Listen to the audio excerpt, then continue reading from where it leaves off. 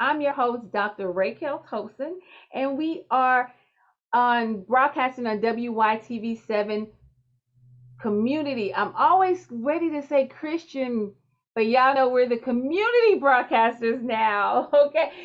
We are on a mission to empower, encourage, and educate. I hope you guys have been feeling that from the Blessed Mindset Matters podcast. And if you have, I need you to go to www.wytv7.org, hit the green donate button, and it's a tax-free.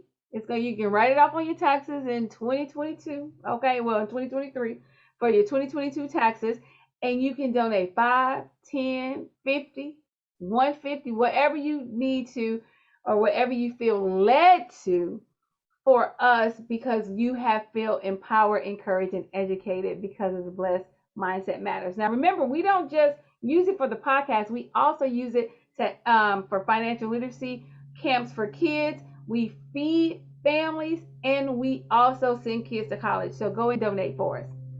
We are in the last week of financial literacy month, and I have a treat. We have been focusing on a family. We have been talking about money. We talked about money and marriage. We talked about all kinds of things. But today we're going to talk about educating our kids on money. And my guest today is Kerwin Phillips. He is an author. He wrote a spectacular book called Malik's First Job. We're going to talk about it. I'm so excited. He is from Morgan State University, HBCU in the house. Like, he's a CEO. He has an organization that teaches leadership, entrepreneurship, and financial literacy to youth and underserved communities. So let's welcome Kerwin. Am I saying your name right? Yes, ma'am. Yes, ma'am. All right. Welcome to the Blessed Mindset Matters. Thank you for being with us tonight. Thank you for having me. I appreciate the invite. Oh, I'm ready to just like jump in this because I am so excited. I love financial literacy. Everybody knows that I'm always talking about putting your mind on your money, saving your money, using life insurance policies, just buying up real estate. But I'm always talking about all that stuff. But this is the first time that we're talking about how to educate our kids. So tell us a little bit about your book. Yes. So my book is called Malik's First Job, Financial Principles for Teens. This is a book that I released last year, January 2021, as a resource to help teach our young people how to manage their money. Several years ago, I was doing workshops in the Richmond, Virginia area, financial literacy workshops, and I was using other books.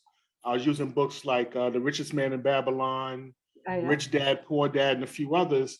And I found it was kind of hard to get the kids engaged in the information, especially books like The Richest Man in Babylon, because they really couldn't connect with the whole setting of the book.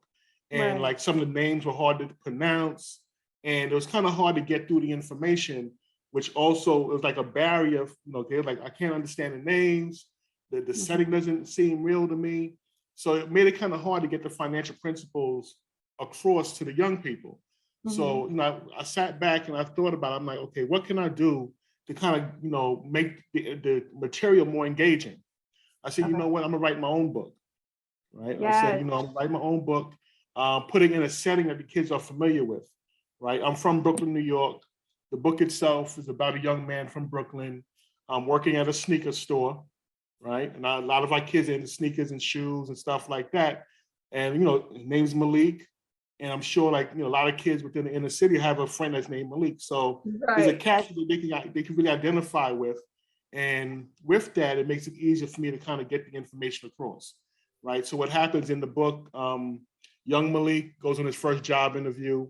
And then soon after, he sits down with his father, and his father shares with him 9 key principles on how to manage his finances. Wow. First of all, kudos to you for writing your own book and understanding that kids need to be taught on their level. Because I'm gonna tell y'all, The Rich Man in Babylon, that was hard for me to read through, and I got all kind of degrees, but it's not an easy book to read. And really, in The Rich Dad Poor Dad is a great book, but I kind of it kind of lost me too at some point. I was like, I'm the kind of like I'll go and pick out the good stuff, and I Hmm. might not read the rest. So having the book that speaks specifically to the your target audience is key. So thank you because I'm gonna buy the book. I just found you, but I'm gonna buy the book because I will be using that book. Believe that. So That's good. Malik getting a job, and it's at a tennis shoe store. Yes. And we know that our kids love tennis shoes. Like, Yes. so it was part, like, and I can't wait to read the book, but I hope you talked about spending all that money on tennis shoes. But oh, I'm just playing. If Nike and Michael Jordan, if they ever hear this, I'm just playing. Buy the tennis shoes. Buy the tennis shoes. Okay. But no, Yeah. I talked about that though before. I was like, we need to teach our kids, in my opinion. Right. It's okay to have a pair of Jordans, but you know what? Don't just have a whole lot of Jordans when you can buy one pair and then go buy some stock in it too. Exactly. We Buy gotta some keep it stock balanced. in it. Do both. Don't just. But it's like go buy stock in the them Jordans. Go buy stock in the thing that you always spending your money on. So it's like Yep. you giving yourself some money too. Yes, ma'am. Exactly. Yeah. Exactly. Now, okay, so Malik's first job and then his dad. So that right there, I just needed because I want to talk about the story a little bit because the dad, it's important for fathers, even if you Hmm. don't live in the house with your kids, Hmm. to be there to talk to your kids about money. Do Yes. you is that why you had his dad? Did you have his dad talking to him about money because you are a dad, or did you just think that was your dad the one that told you about money? Well, funny thing is, my dad, my parents were real good with money, but I learned my lessons the hard way. Right, I Mm, wasn't one who really sat down at his feet and listened. When I was, my young adult years, I was more hard headed. Wanted to figure things out myself, which is again a reason why I wanted to write this book because I wanted to kind of give, because this is the book I wish I had when I was a young adult. Right, mm-hmm. so I want to kind of give this to young people now. That way, they don't make the same mistakes I did, coming out of college and doing different things. But the reason why I guess I had, because when you read the book itself, you see there's a sense of community, a sense of family, and I think that's not really spoken of enough within our community. They always highlight, the single mothers and the broken homes, but I wanted to let people see that yes, you can have, a family unit that's all stands together and works, and works as a unit. Also, when you read the book, you'll also see that the community comes together and supports Malik in his endeavors as well. Because the Mm-hmm. time when I grew up within a community in Brooklyn, right, where everyone at a time when everyone you knew who your neighbors were, you can be disciplined by your neighbors and things of that sort. So I grew up in a community, and I think oftentimes nowadays some of that stuff is lost. So I just want to let people see it that way they can envision it and hopefully bring that back together for all of us.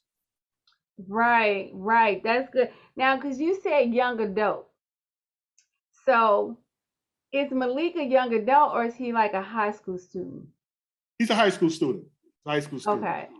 Yeah. So, but now, I'm good. I need to go back. Did your father try to talk to you when you were in high school about money, or like middle school? Did he talk to you when you were young, or We never really had like real deep financial conversations from what I can mm, remember.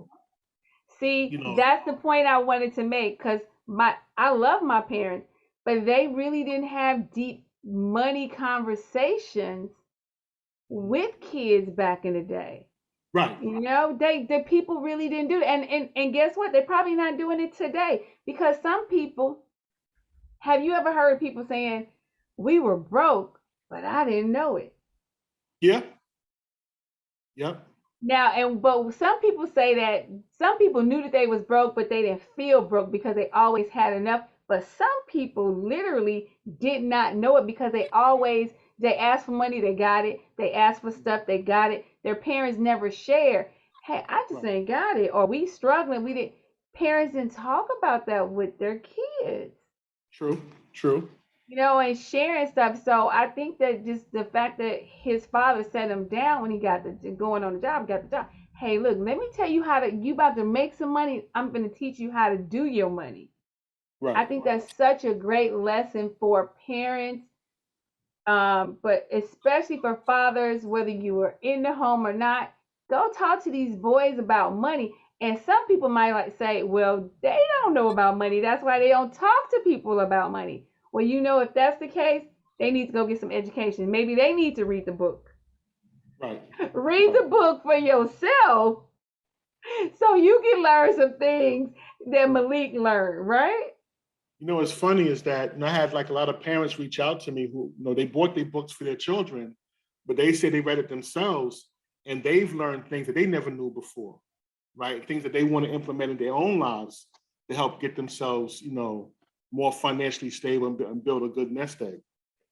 And I said that, and it's so funny because I said that because I know for a fact that we do not learn about money in school. Right.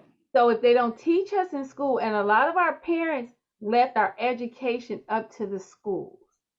Yep. I actually had parents that were teachers, so they did not leave it up to. They taught me at home all the time. I don't recall having a lot of money conversations when I was younger. I started having. Let me tell you what my mama did when I got my first child. My mama Okay. made me give her my check, and she gave me an allowance from my check. Wow. Yeah, my It's mama was funny that way. She was like, mama, give me that check. She it's gave me an funny. allowance.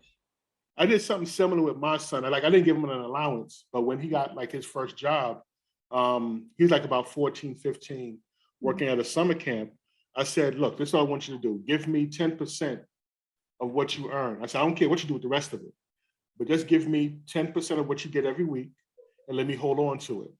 Right. And initially he was kind of apprehensive about doing it. But then, after a while, he said, okay, he agreed to it. And then what happened was, it was a summer job that he had. And at the end of the summer, I think I had about like $300 or $400 saved for him. Right. And my initial plan was to take the money and invest. Right. But at the time, like we didn't have all these apps where it was Oh much yeah. easier to get into. So I didn't know how to get into the stock market, but I was like, I wanted to do it. So I was trying to do some research, and then things got, I think I got a little aggravated about it. I couldn't find the right information, but I still held on to the money for him. But I never invested it, but I still had it. And came around Christmas time. He needed some money for something. And he asked me, he said, Dad, can I borrow X amount of dollars? I need to do X, Y, and Z. I'm like, well, I still got that $400 for you. He's like, wow, I forgot you had that. I'm like, you see? Now, if I left it up to you, it'll be December. You wouldn't have anything to show for it. But the fact in which I took the money, I put it to the side. Now it's like 3-4 months later, you still have some money that you can use that you made from over the summer. So even though we didn't get the initial lesson of investing at that time, I think I still got the point across of the importance of saving and putting away because you can have it for later on when you need it. Yes, that was so good. Now, my mom, what she did, she saved my money because she didn't use it for bills. She was a single mom, so she probably could have used that money for some bills. But what she did, she saved it, put it in an account. That's when the banks was giving you more than a quarter. Anyway, I'm not going to get on the banks today, but that's when the banks was actually giving you a little money interest. Interest. When I went to college, and I would call her and be like, "Ma, I need some money." She used that money that she had saved for me so I could have money while I was in college. I didn't have to work a job because she was able to send me money all the time. Wow. And that was huge. So if I needed something, she had the money there. And so she was smart in that way. I thought it was kind of child abuse, but Right. God bless Right. her soul. But I need to take a quick break. When we come back, we're gonna get into a couple of a few, maybe four of some of the subjects that you talk about because I really want to get into this for my people who may be out there and you won't go buy the book. I'm going to tell you why you need to buy the book. So we're going to come right back and delve into the book. Don't go away. stay and watch the commercial and then come back. We'll be right back. Mindset Matters podcast. You're invited to the Smart Strategies for a Slim Body Masterclass hosted by Integrative Healing Arts and Simply Fit. Throughout the demonstrated masterclass, you'll learn healthy habits that will slim you down, like making time for exercise and finding a quiet place for meditating. Throughout the masterclass, you'll learn about acupuncture and sleep, as well as balanced meals and responsible snacking. For more information about the May 21st masterclass, just click the registration link that you see on the screen. We are back with Kerwin Phillips and Malik's first job, financial principle for teens. I'm so excited. We listen. This book has so many good nuggets in here. If you don't buy this book, something is not right. If you have kids, you need to buy this book. So we talked about Malik having a job. So that's the first principle, creating a source of income. So even if your child does not have a job, they go out, because it's not easy finding jobs now for teenagers. Did you know that? Right. There have, because grown people got the jobs that teenagers at these fast food restaurants and stuff. Mm-hmm. Grown people got it. So parents and teens have to be smart about creating a source of income, even if it's not a job. Right. So did you talk about other ways to create a source of income in the book? Yeah, so in the book, we talk about like conventional ways, like depending upon how old a teenager is, they may not be able to go to like a business and get a job. So they may have to create their own source of income, right? So there's like, let's say in the wintertime, shoveling snow in the neighborhood or cutting grass in the neighborhood, babysitting, doing hair. One thing which I highly recommend to a lot of young people, because right now they're so active on social media, and a lot of adults who own businesses, they need help in social media marketing. So these young people who are quite savvy with the Facebook and the Twitter and the TikTok, they can be social media managers for adults who don't know how to navigate this whole system. And that's something that they do every day. They're very comfortable with it. And they could probably earn a decent amount of money, helping business owners. Oh, that's something that people don't even think about. That's good. And even just, I think about like my dad with his iPhone and trying to figure it out. Just giving tutorials of how to use stuff, or going into like some of these places where maybe not the nursing homes, but the places where older people, like senior citizen places, going in there and charging just a little bit to help them maneuver their cell phones so they know how to use it. That's good. That's good. Okay. And we talked a little bit about the pay yourself first and how you taught your son. And paying yourself first is just, before you pay your bills, take that 10% and stock it away for yourself. But you also talk about savings. So how do you like, what is the difference between the paying yourself first and saving? How do you differentiate that? I think it's pretty much close to the same thing. Because you're taking that money, you're not spending it, right? You're saving it. But even once you build that savings, you don't want to keep it all in one basket, right? You want to take a portion. Of course, you need to have some money in case of an emergency, like an emergency fund. But then you can also take a portion of that money and invest it, right? That way, it's not just sitting; it can grow. Because I think you kind of hinted earlier about just leaving your money in your bank account, and it's like putting it under the mattress. Right. I think you may be better off putting it up under the mattress. Yeah, because some banks have penalties if you don't have a certain amount, and they start taking stuff out of it. Exactly. So, of course, like I said, you want to have a certain portion, whereas in case life happens, you have something. But then you also want to have a certain portion that you put to the side that's staying ahead of the rate of inflation, right? Because even in like recent years, we see that inflation rate is almost like 10%. Which is, way almost double what it normally is.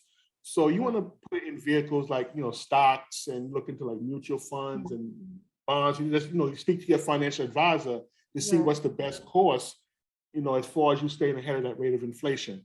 Because again, if anything below whatever that rate is, you're just losing money.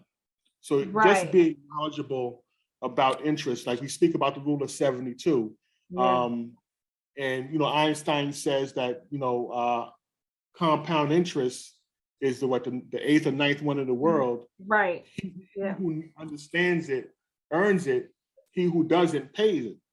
Right. So you have to be very knowledgeable about interest rates and how to get them to work for you in your advantage and not let them take advantage of you in those different avenues.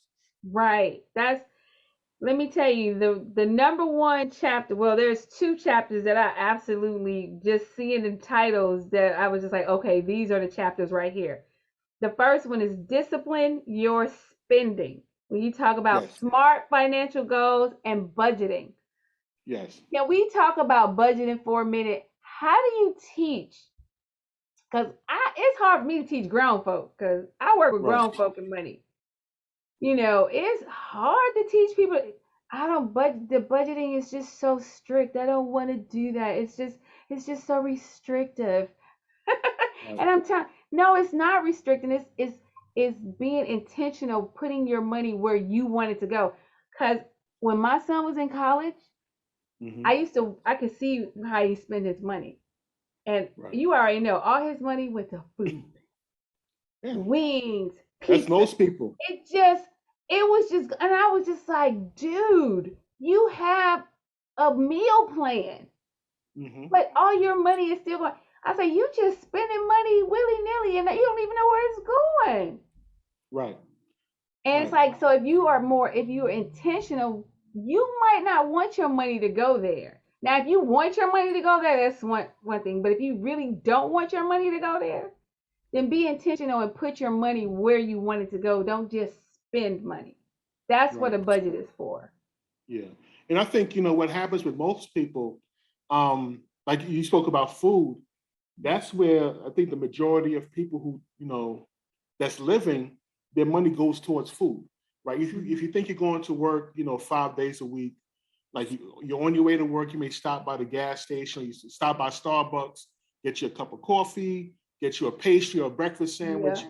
You can spend $10 easy for breakfast. Then you go out again for lunch. You may go to McDonald's, Panera, or wherever. That's another like $10, $15. So far you've spent $25. Throughout the day at work, you may go to the snack machine, snack on something, but get you a soda. So easy, you can spend about $30 a day, right, in food, right? And then that times 5 days a week, that's $150 that you spent on eating out. A week. Right? A week.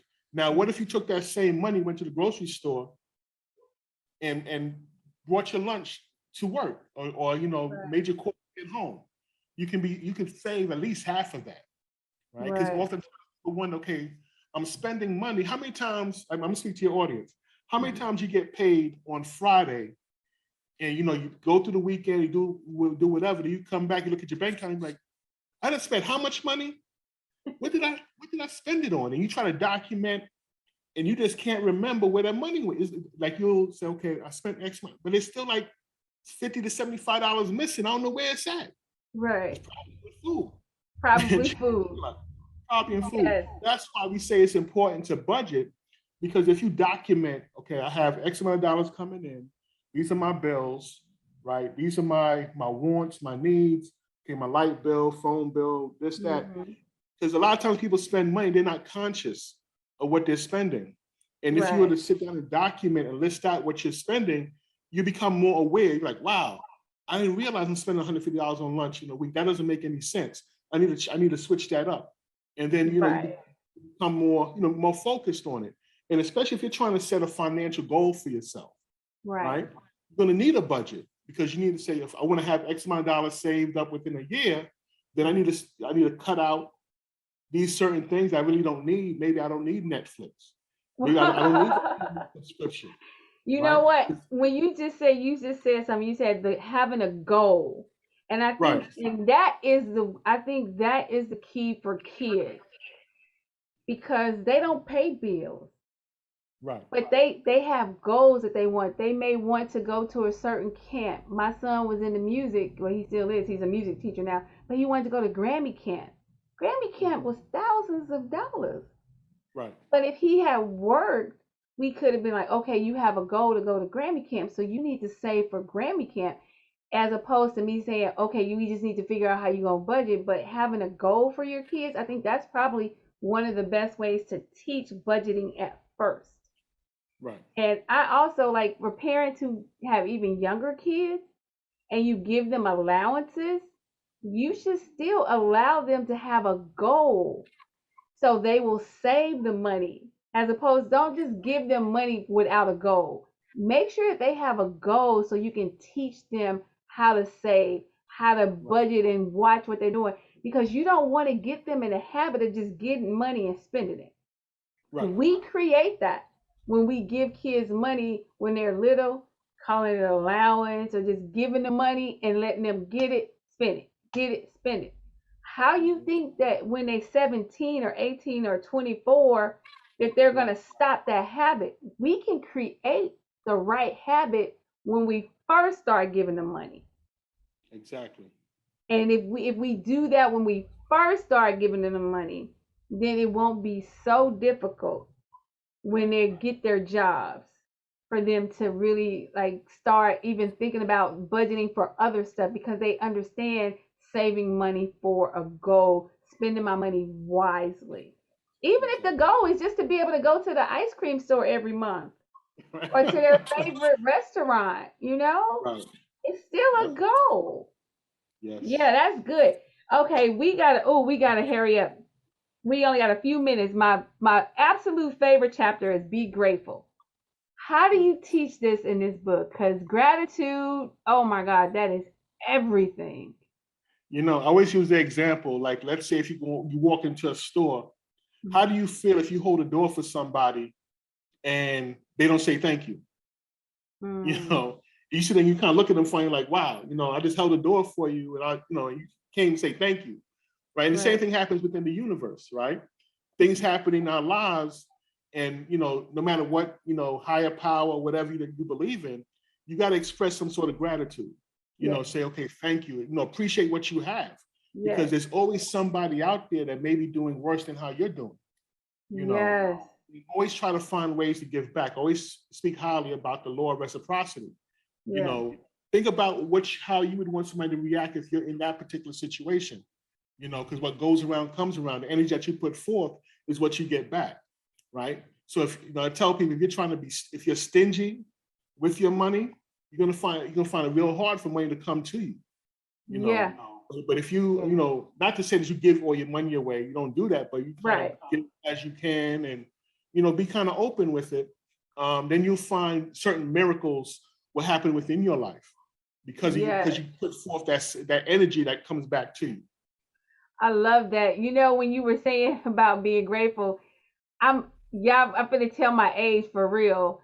But one of my favorite songs when I was a little girl, and I was a little girl, but one of my favorite songs was "You May Not Have a Great Big Cadillac or no car. You may not even have a car at all, but remember, brothers and sisters, you can still hang up and was like, just be thankful for what you got."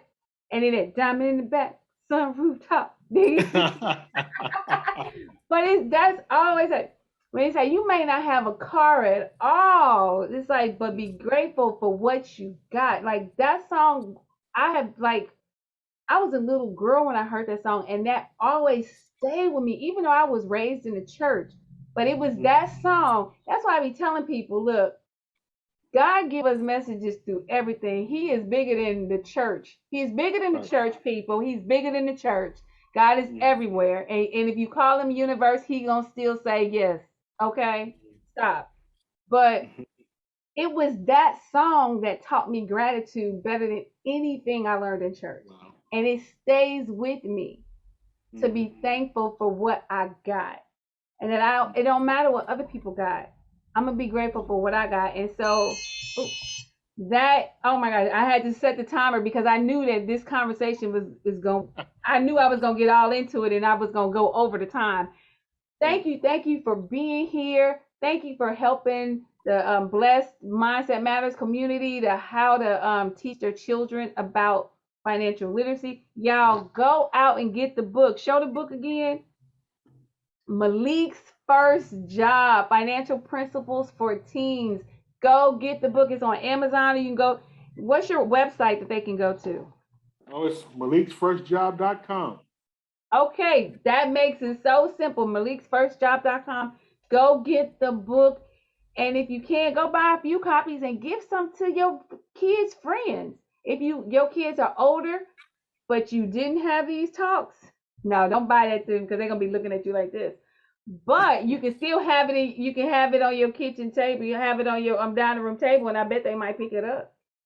You just never know, right? But buy some copies for people.